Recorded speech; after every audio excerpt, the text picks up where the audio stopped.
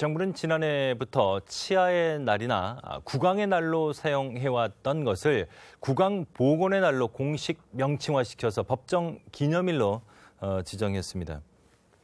그런데 이 구강보건의 날이 왜 6월 9일일까요? 자세히 잠시 후에 살펴보겠습니다. 보건복지부 백영택 구강생활건강과장과 자세한 얘기 나눠보도록 하겠습니다. 안녕하십니까? 안녕하십니까? 자, 6월 9일 구강보건의 날. 이 날로 정해진 뭐 특별한 이유가 있습니까? 예. 저희가 왜 전이라고 해서 애들이 어렸을 때 이가 나잖아요. 그리고 간이라고 해서 영구치가 나는데 그렇죠. 영구치가 보통 6살부터 납니다.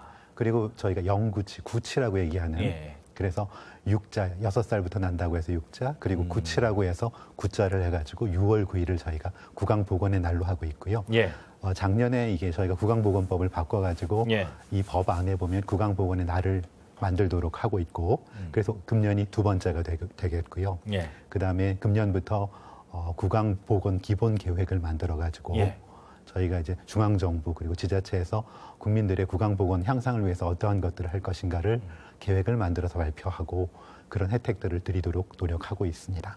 그러니까요. 이 캐치프레이즈가 이를 지켜라 이런 제목으로도 나와 있는데 이게 건강한 치아는 이제 오복 중에 하나라고 얘기하지 않습니까? 이게 이제 우리가 그간 구강 건강하면 그냥 치과 질환 예방 정도로 생각했는데 이게 그걸 넘어서서 그러니까 구강 건강 관리를 잘 하지도 못하면 다른 장기까지 확산 이런 문제까지 있지 않습니까? 예, 그렇습니다. 사실은 제가 오늘 아침에 두부를 먹고 왔거든요. 근데 두부를 만들 때 보면 콩을 집어넣어가지고 맷돌을 갈아가지고 밑에 그 두부 간수를 만들잖아요. 그렇죠. 그거하고 마찬가지로 저희가 음식을 먹으면 입 안에 들어가서 그 이빨로 이거를 잘 씹어가지고 소화가 잘 되도록 만들어내는 게 굉장히 중요하거든요. 그래서 이가 건강하셔야 저희가 맛있게 먹는 음식들을 잘 소화해서 몸 안에 필요한 영양분으로 만들 수가 있어서 그게 중요하고요. 그리고 저희가 보면 사실은 입부터 시작해서 위나 그다음에 내장까지 그리고 항문까지 이게 사실은 일종의 관처럼 되어 있거든요. 그렇더라고요. 그런데 그중에 어디엔가 구멍이 뚫리면 그 관 안에 구멍이 뚫리게 되면 거기를 통해서 이물질이나 세균이나 병균들이 들어오지 않습니까? 마찬가지로 입 안에 치아 관리가 잘못돼서 입 안에 병균이 생겨서 이 병균이 이 다른 데로 침입하게 되면 그러면 상당히 많은 문제가 있거든요. 저희 나라는 우리나라에는 아니지만 일본의 그 암연구소 이런 데들 보면 입 안에 있는 여러 가지 세균들이 이게 다른 장기로 전이돼서 뭐 폐라든가 아니면 뭐 이런 쪽에 여러 가지 질환들이 많이 발생한다는 얘기들이 있거든요. 그래서 구강 건강 관리가 굉장히 중요한 상황입니다. 그래서라도 요즘 우리 구강 건강 관리를 위해서 매 끼니 때마다 특히 뭐 점심 드시고도 양치하시는 분들 굉장히 많이 늘어나는데 우리 국민들의 구강 건강 관리 실태 어떻습니까? 사실은 저희가 예전하고 비교하면 상당히 많이 좋아지긴 했는데요. 근데 우리가 보통 OECD 국가들하고 비교를 많이 하지 않습니까? 근데 OECD 다른 나라들하고 비교하면 좀 많이 부족한 편이고요. 특히나 저희 어린이들 보면 만 5세 되는 아동들 보면 보통 3분의 1 정도는 충치들을 가지고 있더라고요. 그리고 65세 이상 어르신들 보면 음식물을 드시고 그걸 씹으시잖아요. 씹으실 때 불편하다라고 말씀하시는 분들이 한 43%쯤 됩니다. 그리고 장애를 가지고 계신 분들 같은 경우에 특히 치아 관리가 잘 안 돼서 그분들의 경우에는 그 입 안에 세균 주머니가 생기는 저희가 이걸 어려운 말로 치주낭이라고 하는데 그런 것들이 생기는 염증이 생기는 그런 부분들이 한 73% 정도 돼서 굉장히 높은 편이거든요. 장애인 중에 73%가 치주낭이 생긴다고요? 예. 물론 일반인들의 경우에도 치주낭이 발생하는 경우들이 많긴 하지만 장애인분들의 경우에는 특히나 치아 관리가 좀 어려우셔서 그런 문제들이 많이 발생하고 있습니다. 그 얘기 이제 잠시 뒤에 다시 얘기해 보도록 하고요. 어찌됐건 이제 구강 건강 관리 우리가 흔히 뭐 양치 정도로 생각하는데 구강 건강 관리를 위한 뭐 팁 같은 게 있으면 좀 어떤 게 좀 있을까요? 사실은 제일 좋기는 너무 단 거. 그다음에 탄산음료 이렇게 이빨이 좋지 않은 것들을 덜 드시는 게 좋고요. 그다음에 조금 전에 말씀하신 것처럼 식사를 하거나 그런 걸 드시고 난 다음에 주기적으로 양치를 하시는 게 필요할 것 같고 그리고는 전문가들의 도움을 받아서 정기적으로 구강 검진을 받으신다거나 스케일링을 정기적으로 받으신다거나 이런 것들이 굉장히 아마 필요할 것 같고 그런 것들이 도움이 많이 될 것 같습니다. 정부에서도 그런 차원에서 이제 2년에 한 번씩 구강 검진을 전 국민 대상으로 받으실 수 있도록 하고 있어서 시간을 조금만 내셔가지고 가까운 치과 병의원을 가시면 특별한 비용 부담 없이 구강 검진을 받으실 수 있다는 걸 알려드립니다. 그러니까요. 이제 스케일링도 1년에 한 번은 그냥 건강보험으로 처리가 할 수 있으니까 훨씬 좋아진 것 같고 또 하나 좀 주의해야 될 거 있는 것 같습니다. 우리 어르신들 같은 경우는 이 칫솔 아까워서 오래 쓰시는 분들 계시잖아요. 네. 이것도 이제 거의 한 달 이 정도만 쓰고 이제 또 새 걸로 바꿔 쓰고 그래야 되지 않나요? 예, 그렇죠. 저희가 이제 칫솔 같은 경우에도 뭐 어떤 광고에 보니까 칫솔에 있는 세균이 뭐 화장실에 있는 세균 수보다 더 많다고 하는데 말씀하신 것처럼 저희가 정기적으로 칫솔이라든가 아니면 그 구강 위생용품들 같은 경우에는 좀 정기적으로 교체를 해서 그래서 바람직한 구강용품 사용을 하시는 게 필요할 것 같습니다. 자, 우리 이제 생애 주기별로 좀 살펴보죠. 이제 가장 어린 아이들 이때부터 이제 구강 건강을 챙겨야 될 것 같은데 영유아를 대상으로 한 사업부터 좀 소개를 해주시겠습니까? 예, 저희가 지금 어린애들의 경우에는 본인들이 사실은 스스로 관리를 할 수가 없기 때문에 그래서 어머님들 그다음에 아버님들, 그다음에 유치원이라든가 영유아 그 기관에서 도와드리는 게 필요할 것 같고요. 그래서 저희가 그런 부분들에 대해서는 어린이 그 건강 수첩이라는 걸 통해서 아동들이 만 2세, 만 4세, 만 6세가 되면 정기적으로 검진을 받는 것이 필요하다라는 것들을 안내를 해드리고 있습니다. 그래서 이런 부분들을 잘 활용하시면 어린애들의 그 구강 검진을 통한 구강 생활의 어떤 바람직한 어떤 구강 건강이 마련될 수 있을 거라고 생각이 듭니다. 이제 관련 지금 책자 같은 경우는 이제 보건소라든지 학교에도 뭐 양호실 같은데 비치가 돼 있을 것 같고 부모들이 이제 좀 꼼꼼하게 챙겨봐야 될 것 같습니다. 그리고 이제 무엇보다 이제 이가 빠지고 나고 그리고 또 그 청소년기 그리고 초등학생 어린이들 이때 정말 그 구강 관리 중요하지 않습니까? 이때 좀 유의해야 될 것들, 챙겨야 될 것들 뭐가 있을까요? 예, 저희가 학교를 가게 되면 학교에서 대부분 이제 학교 구강 검진이라는 걸 하게 됩니다. 그래서 학교에서 선생님들 인솔하에 가까운 치과 병의원을 간다거나 아니면 보건소를 가서 검진을 하는 것도 마찬가지로 중요하고요. 그다음에 어린이 애들을 대상으로 해서는 제가 이제 모형을 하나 가지고 왔는데요.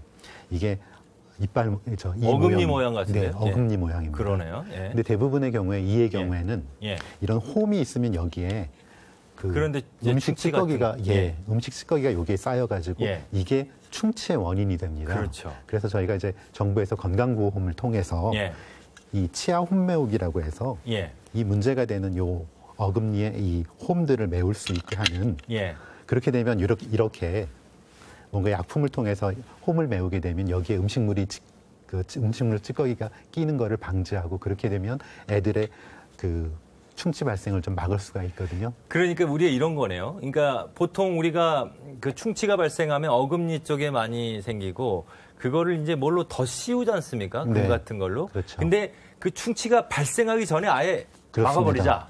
예방적으로 아예 그 충치가 발생할 구간을 막아버리자는 거고요. 그다음에 보건소 같은 데 가시면 저희가 왜 그 치약에 보면 불소 치약이라는 거 있지 않습니까? 불소가 사실은 그 이에 그 프라그나 여러 가지 세균이 끼는 걸 막아주는 효과가 그런 작용들을 하는데 어린이들 대상으로 해서는 보건소에 가시면 불소를 이렇게 씌워주는 불소 도포라고 하는데 그런 것들을 보건소에서는 하는 곳들이 많거든요.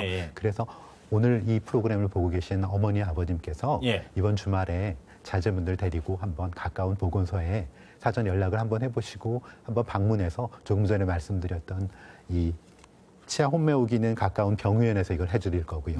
그다음에 불소 도포 같은 경우에는 병의원에서 하는 경우도 있고 아니면 보건소에서 하기 때문에 가셔서 자제분들의 구강 건강을 위해서 그런 치료 내지는 그런 교육을 좀 받으시면 좋겠다. 근데 지금 말씀하셨던 그 치아 홈메오기 같은 경우는 그 아이의 어금니를 맞춰서 해야 될 것 같고요. 네. 그래서 가까운 그 치과에 가면 큰 돈 들이지 않고도 할 수 있을 것 같고요. 굉장히 좀 중요할 것 같고 또 하나 불소도포 같은 경우는 보건소에 가면 네. 받을 수 있는 거죠. 예, 그렇습니다. 네. 비용 문제를 말씀드리면 사실은 이제 이게 너무 많은 돈이 들면 부담이 되니까 저희가 이제 어린이들 그 치아 홈메오기 같은 경우에는 건강보험에서 이거를 해주기 때문에 아마 가시면 10,000원 정도 되는 돈으로 하실 수 있을 것 같고요. 그다음에 불소도포 같은 경우에는 보건소 가시면 아마 훨씬 더 저렴하고 그리고 일반 병원 가셔서도 아마 일정 부분 돈을 내시면 이건 할 수 있을 텐데 요거는 아직까지는 건강보험에서 급여가 되지는 않아서 그래서 제가 보건소를 가시는 걸 이제 권합니다. 알겠습니다. 당장 실행하도록 하겠습니다. 자, 우리 이제 성인들 얘기해 보죠. 어찌됐건 이제 나이가 들수록 특히 어르신들 같은 경우는 이가 좋지 않아서 뭐 틀니, 임플란트 비용도 많이 발생해서 쉽지 않은 경우 많은데 이런 부분에 있어서 정부 지원을 좀 많이 늘어났죠. 예, 그렇습니다. 예를 들면 저의 나이 또래의 사람들을 생각하면 이제 40대, 50대 이런 경우에는 사실 저는 무서워서 치과를 못 가는 사람인데 그게 아니라 저희도 이제 2년에 한 번씩 구강 검진을 받으실 수가 있으니까 가까운 병원을 방문하셔서 2년에 한 번씩 나의 치아 상태를 좀 확인해 보시는 게 필요할 것 같고요.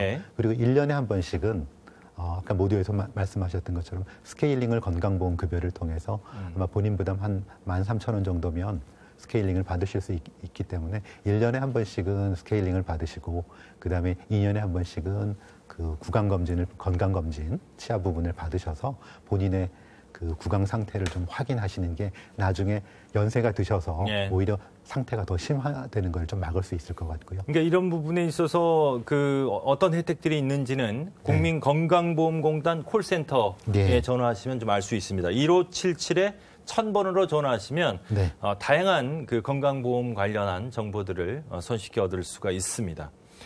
자, 앞서 우리가 얘기했던 거 있잖아요. 그 장애인들 같은 경우는 일반 그 비장애인들에 비해서 치주낭 걸릴 확률이 굉장히 높던데 이 관련한 장애인들에 대한 그 각별한 서비스도 좀 필요할 것 같습니다. 예, 그렇습니다. 사실은 장애인들의 경우에는 사실 저희가 생각하는 장애인이 굉장히 여러 부류의 분들이 계시거든요. 근데 어떤 분들의 경우에는 예를 들면 마취를 해야만 치아 처치를 하실 수가 있는 분들이 있거든요. 그러겠네요. 그렇기 때문에 정부에서는 지금 전국에 8개 대학병원들을 지정을 해서 거기는 장애인 치과 진료 지정센터를 만들어서 거기를 가시면 대학병원 수준의 그 치과 진료를 받으실 수 있다라는 거를 말씀을 드립니다. 네, 지역별로 지금 이제 장애인 구강 진료센터 확인하고 계시는데 이런 것들 통해서 치료 서비스를 받으시면 될 것 같고 이제 마무리 말씀 질문을 드려야 될 것 같은데 이런 얘기들 많이 들었던 것 같아요. 이제 많은 산모들이 경우 이제 태아에게 좋지 않을 것 같아서 출산 이후에 이제 그 치아 관련한 이 진료를 좀 미루는 경우가 있는데 이게 사실인지 아닙니다. 아닙니까? 사실은 저희가 그래서 전문가들하고 얘기를 해서 우리 산모수첩이라고 그 임신하시고 나면 보건소에서 이 수첩을 드리는 게 있는데 여기에도 보면 마찬가지로 산모들께서 구강검진을 어떻게 하시면 바람직한지 하는 것들에 대한 얘기를 드리거든요. 이런 것들을 참고하셔서 산모라고 해서 본인의 구강 상태가 나쁜 거를 출산 이후로 미루지 마시고 전문가들하고 상의해서 필요할 때 치료를 받으시는 것들이 가장 바람직한 얘기입니다. 이렇게 해서 이제 올해 이제 제1차 구강 건강관리 기본 계획이 이제 조만간 나올 예정이네요. 여기 이제 생애 주기별로 영아부터 노인까지 다양한 사업들 언제쯤 나오나요? 예, 이게 저희가 오늘부터가 구강보건 주간입니다. 그리고 6월 9일이 구강보건의 날이고요. 저희가 구강보건의 날에 맞춰서 그 계획을 발표할 거고요. 국민 여러분들께서 한 가지만 기억하시면 될 것 같습니다. 가장 중요한 일을 관심을 가지시고 그리고 정부가 하고 있는 여러 가지 서비스들을 이용하실 수 있을 때 이용을 하시라는 말씀을 드리고 싶습니다. 맞습니다. 그리고 이제 과장님은 요 대책 나오면 또 한번 또 출연하셔갖고 또 소개를 해주셔야 될 것 같습니다. 아무리 강조해도 지나치지 않을 구강 건강관리의 중요성 다시 한번 확인해보는 그런 시간 됐습니다. 정부의 생애 맞춤형 지원 사업도 꼼꼼히 살펴보시고 자신에게 맞는 혜택 꼭 지원받으시기 바랍니다. 지금까지 보건복지부 백영택 구강 생활 건강 과장과 얘기 나눠봤습니다. 오늘 말씀 고맙습니다. 감사합니다.